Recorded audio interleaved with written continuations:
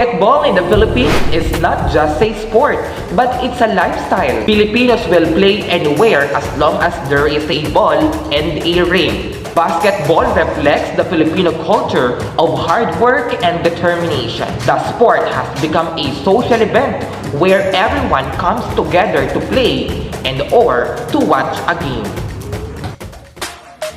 Maligayang araw, I'm Rachelle Avila, your instructor. Objectives of the basketball. Number 1. Know the history of basketball. Number 2. Identify the rules and regulations. Number 3. Perform the basic skills needed in basketball. Number 4, to provide a competitive developmental that includes quality instruction in all aspects of basketball with an emphasis on fundamental and skills development.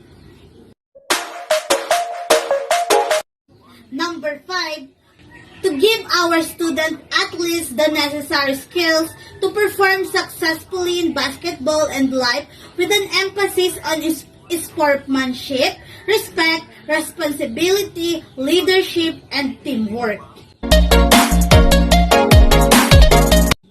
Number 6, to promote, develop, and innovate the basketball through new working methodologies that encourage new generation of athletes. That's all. Thank you.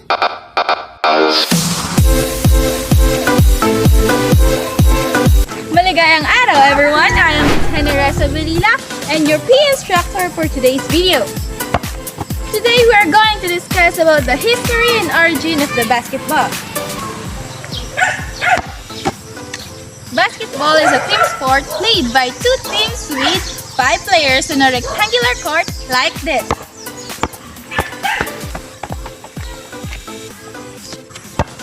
It was originally played with a soccer ball. It was only in the late 1950s that Tony Hinkle searching for a ball that would be more visible to players and spectators. He originated the orange basketball from a dark brown, like this. Basketball was invented by Dr. James Naismith in 1891 in Springfield, Massachusetts. And this is Dr. James Naismith. Did you know that the first ball that they used is not this? It looked like this. The first ball was a soccer ball until 1840s, when an actual basketball was invented. It was slightly smaller, about 30 inches in diameter. The first game used this pitch basket nailed to wall for rims. But in 1893, Dr. James Naismith replaced this pitch basket with iron hoops and hammock-style basket like this. Pitch baskets were used until 1906 when they were finally replaced by metal hoops with backboards. Naismith called the new game basketball.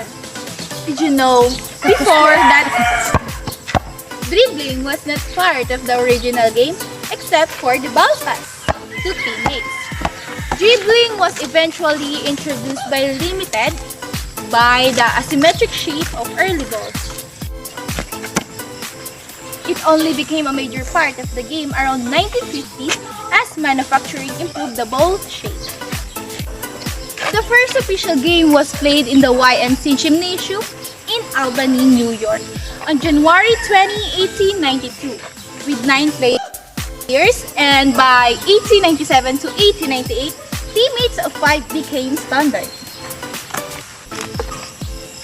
Basketball early adherents were dispatched to YMCAs throughout the United States and quickly spread throughout the USA and Canada.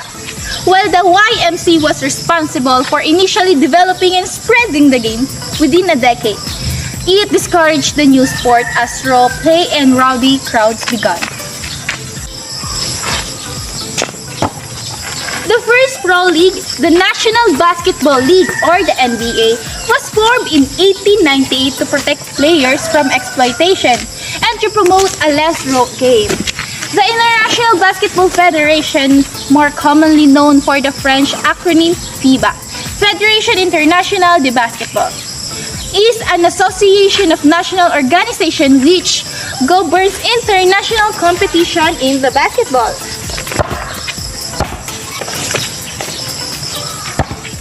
The International Basketball Federation was formed in 1932 by 8 founding nations. They are the Argentina, Czechoslovakia, Greece, Italy, Latvia, Portugal, Romania, and Switzerland.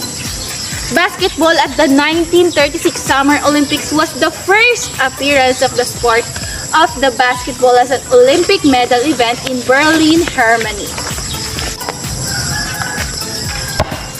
In 1946, the Basketball Association of America, or BAA, was formed. The 3 seasons later, in 1949, the Basketball Association of America merged with the National Basketball League or NBA to form the National Basketball Association. Basketball was first introduced to the Philippine public school system by the Americans as the women's sport in 1910. The Philippines became a member of FIBA through the Basketball Association in the Philippines in 1936. The first Philippine team that competed in the 1936 Olympic Games were known as the Islander. In 1975, 9 big corporations with basketball teams in Manila Industrial Commercial Athletic Association or MICA declared their independence from Basketball Association of the Philippines and formed the first professional basketball league in Asia, the Philippine Basketball Association or the PBA. PBA or the Philippine Basketball Association is the first professional basketball league in Asia and the second oldest world after the NBA or National Basketball Association. The league's regulations are the hybrids of rules from FIBA and the NBA. The league was inaugurated on April 9, 1975. In the Philippines, the Philippine Basketball Association first game was played on April 9, 1975 at the Araneta Coliseum in Cubao City, Philippines. So don't forget that, everyone, students, okay? So my questions for you students are, first, why basketball is a sport for everyone or for you? How does basketball influence our society? The third is, why basketball is important for the community. And fourth, what does basketball teach you about life? The fifth one, why is basketball is the best sport? That's all, students. Again, I am teacher Generesa Belila, your PE instructor. And that's all for the origin and history of the basketball. I hope you learned about this topic and lesson. So thank you and maligayang araw. Goodbye. What are those facilities and equipments of basketball? Basketball facilities. Basketball court's dimensions. The basketball court is a playing surface consisting of a rectangular floor with a basket at each end. The different size of basketball court dimensions in professional like NBA or college rank, the size is 94 feet long by 50 feet. While in FIBA's rules, the court is highly smaller, measuring 28 by 15 meters in high school or junior high school. Measure of 84 feet long by 50 feet wide. Ito po ang example ng NBA basketball court dimension. At ito naman po ang sa high school or junior high school basketball court dimensions. In the free throw lane, Rectangle is team's front court and used to line up players during free throw. Standard free throw lines in 19 feet long by 12 feet wide. Yung example ng free throw line. 3-point line or ARC is a semicircle that surrounds the basket area on each team's side of the court. It means the men's college basketball, the lines is 29, while in the NBA it standards of 23/9 from the hoop at the top of the ARC. Ito po ang example ng ng 3 points line or ARC. The baseline. Boundaries at the end of the sides of the court, 4 feet behind the backboard, or the normal is 50 feet. Ito po yung example ng baseline. And the last one is sideline. In the sideline, the head coach, the players, and the media. Ito po ang example ng playing area. Makikita po natin dito may nakaturo po dito kung saan ang sideline. Tutungo naman po tayo sa basketball equipments. In the basketball equipments, we have a shot clock. Shot clock is a countdown timer used in a variety of games and sports, providing a set amount of time that a team may possess the object of play before attempting to score and a goal. In the shot clock, we have a 24-second clock. Once a team gains control of basketball, the team has a 24 seconds to put an legal shot. This is the shot clock. We have a guess and home. Dito natin makikita yung period at sa taas naman ay yung kung ilang minuto na. Makikita natin dito sa shot clock na mayroong mga fouls na bawat team ay kung ilan na ang kanilang fouls. Dito natin makikita at ang score natin.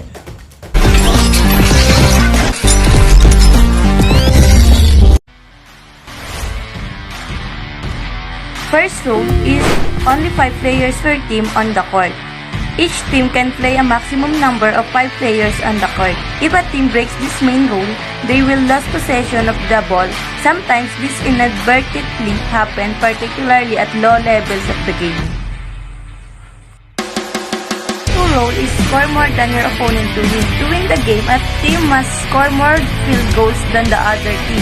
A field goal refers to any basket a player scores during gameplay. Field goals can be worth 2 or 3 points. Field goals shot from inside the arc that designates the 3-point line. Number 3 rule is score within the shot clock. Teams have a limited amount of time to shoot the ball during a given possession. In the NBA, teams are allowed 24 seconds for possession before they must shoot, while teams are allowed 30 seconds. A shot clock mounted above the hoop on each side of the court display and counts down. Number 4 rule in the basketball is the offense must advance the ball. Once an offensive team advances the ball past the half-court line, the ball handler may not cross the line again, or a referee will award possession of the ball to the opposing team. Rule is the defenders can't interfere with a shoot on a downward trajectory. After the offensive player shoots the ball, it is illegal for a defensive player to interfere with it once it begins its descent toward the rim. This interference is called a goaltend and will result in the automatic field goal. goal for the offense.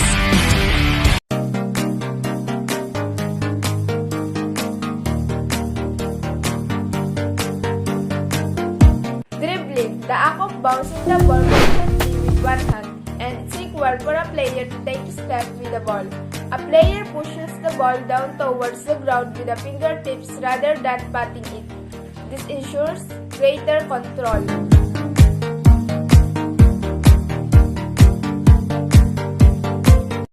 Passing, a method of moving the ball between players. Overhead pass, used to pass the ball over a defender. The ball is released while over the passer's head. Chest pass, the ball is passed directly from the passer chest to the receiver chest. Bounce pass, the passer bounces the ball crisply about 2/3 of the way from his chest to the receiver. Shooting, the act of attempting to score points by throwing the ball through the basket. Methods varying with players and situation. A player faces the basket with both feet facing the basket. Jump shot, instead of simply throwing the ball at the basket, the player jumps while throwing the ball in the hopes of getting a high advantage over defenders trying to block the shot. In order to have a good chance at making the basket, the player should plant both feet solidly and jump high into the air. Layup. This shoot should be used when you have the ball and are close to the basket, but there are no defenders there to block you.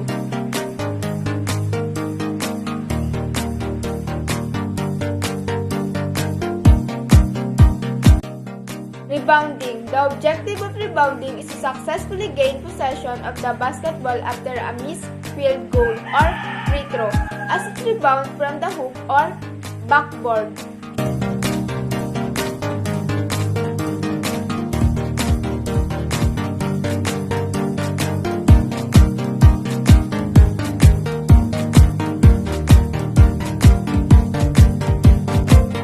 Blocking. Perform when after a shoot is attempted, a defender succeeds in altering the shoot after touching the ball.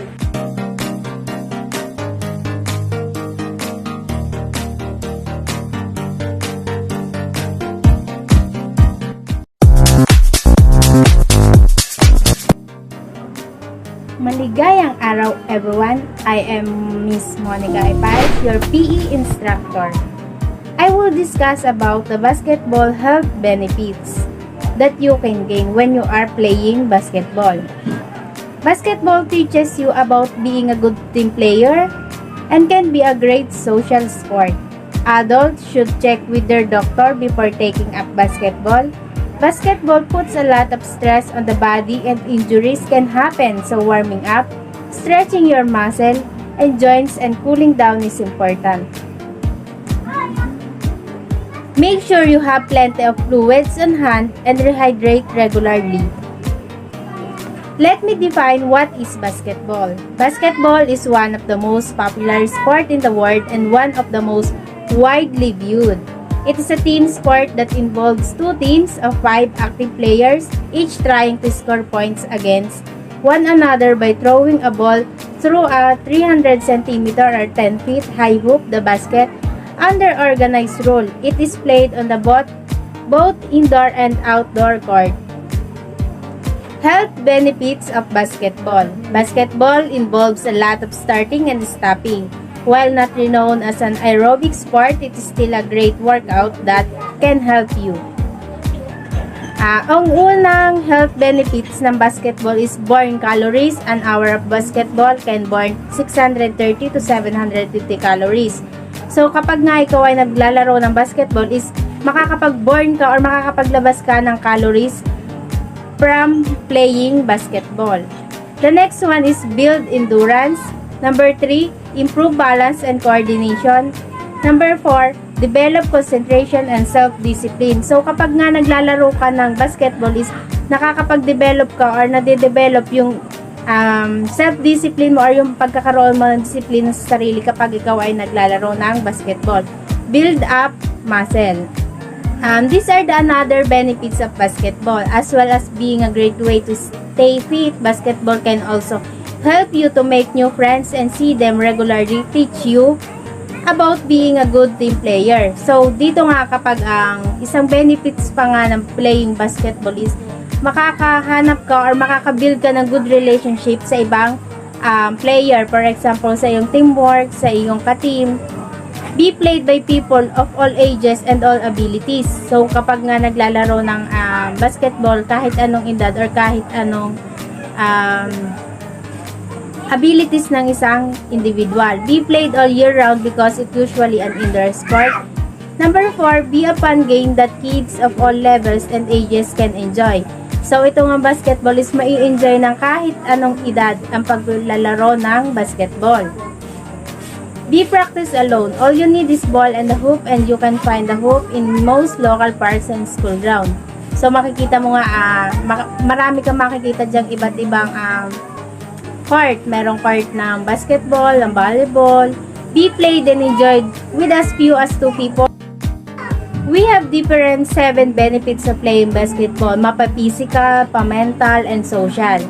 The first one is physical benefits of basketball or yung pangkatawan mo, ano yung magiging benefits nito sa iyong physical appearance.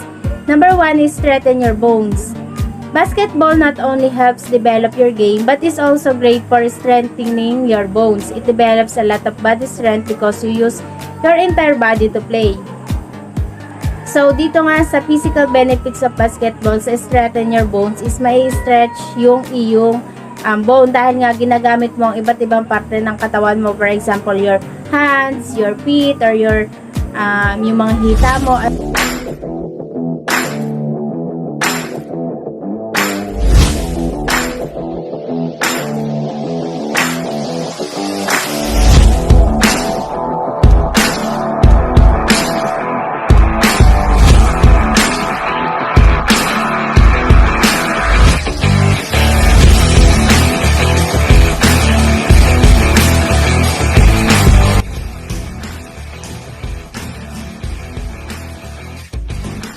Hello guys, today I am Mr. Ivan S. Trivino and I will be your instructor in basketball. And our topic for today is how to have a safety measurements in playing basketball.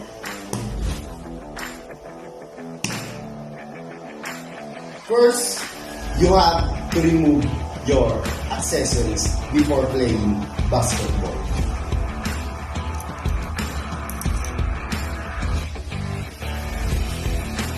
Removing all your accessories may help you not to injure yourself and not to injure your opponents. Because sometimes different kind of accessories have a sharp and edges that may cause harm to your opponents. Second, to the basketball safety measurement. Always use shoes, knee pad to help you to avoid an injury.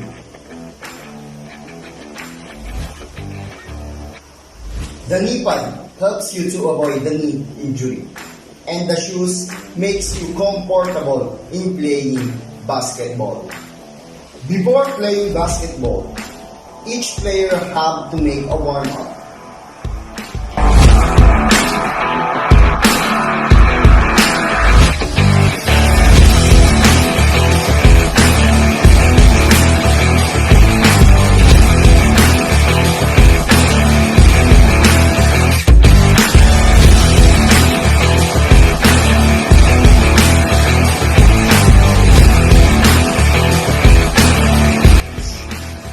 Before the game, you have to stretch your body.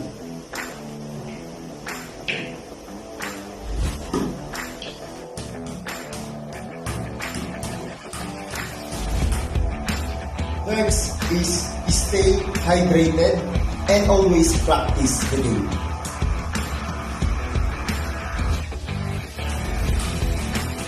And from the next, use a proper techniques and always follow the rules in playing basketball. Play for the position that you have. Play for the position that makes your skills and talents being comfortable. Do not use blocking foul, pushing, holding, and intentional foul because it may cause harm to your opponents and may cause harm to yourselves in playing basketball. And lastly, in playing basketball, you have to play in a dry area to avoid the player to swim. Because if the player having swim, it may cause injury to the player. And again, I am Mr. Ivan Trivino. I am your instructor in basketball. Muli, maligayang araw.